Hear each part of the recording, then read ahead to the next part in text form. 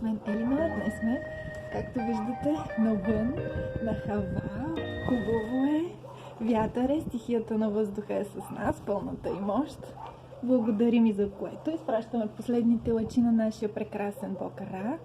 И утре отново ще се появи за нас, обещал ни го. Мили мои, правя това видео, защото искам така да дишаме заедно, да дишаме един свеж въздух, да дишаме свежестта, да я дишаме, не? Алес, перщеме, vámonos. Ora, заемаме позиция, пръстите са така, показвам, дишаме пълно, нагоре, издишваме, равномерно, дълбоко вдишваме, изпъваме корема, диафрагмата навън, когато вдишваме, и всички дълбоко издишваме, свиваме корема навътре. Отново повтаряме, милички.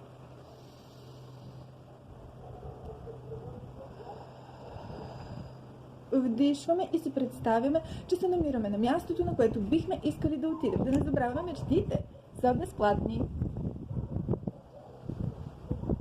Издишваме и си представяме, че всичките проблеми си тръгват. Кой каквито проблеми има, да ги издишаме, за да бъдем нови. Издишваме старото, вдишваме новото.